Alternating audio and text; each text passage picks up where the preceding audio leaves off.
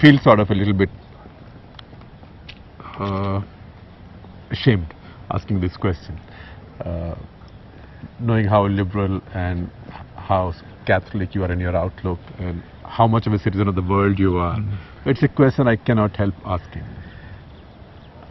Why do we find that the angriest Muslims in the world come from Pakistan? Not all Pakistani Muslims, but still, if you look at the record of angry Muslims discovered around the world post 9/11, even before that, how come so many of them come from Pakistan, whereas Iraq was invaded, Afghanistan was occupied, continues to be so in many ways. Palestinians have a grievance, but the angriest Muslims are in Pakistan. I wouldn't agree with that. I wouldn't agree with that. I think there's anger that is in many, many Muslim countries today, because I think the Ummah feels targeted, and targeted essentially for 9/11. Right. And the Ummah, as a body of millions and millions of people around the world, had nothing to do with that. So I don't think that comment is, if I may say so, is fair.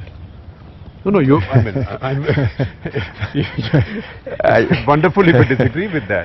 Because it's easy to agree with those formulations these days. Yes, but in my view, that's really not the case. So I'm happy if you agree with me, but I'm happier if you don't agree with me, because it's a better story, frankly. Yes. Because then we get into an argument. No, I don't. An intellectual argument. I don't think that's correct. I don't think that's correct. And you know, I would go further and I would say many of the conflicts we see today have got nothing to do with faith. Right.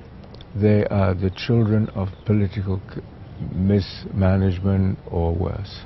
Or frankly, lack of intellect and or lack questioning. of intellect. The driving background in many of these situations is political. But then what happens is that there's a faith dimension which is attached to it. Right. But it's not born. It comes sort of handy. It comes handy. Yes, You can mobilize more people, you can argue the case differently. If I may use a sort of shortcut, it's a force multiplier. Yes. Or a fuel. Yes. Yes. So I tend to stand back and say, if I really analyze these situations, were they issues of faith? No. They were generally political issues. And you can take most of the issues that are there today and you can track them back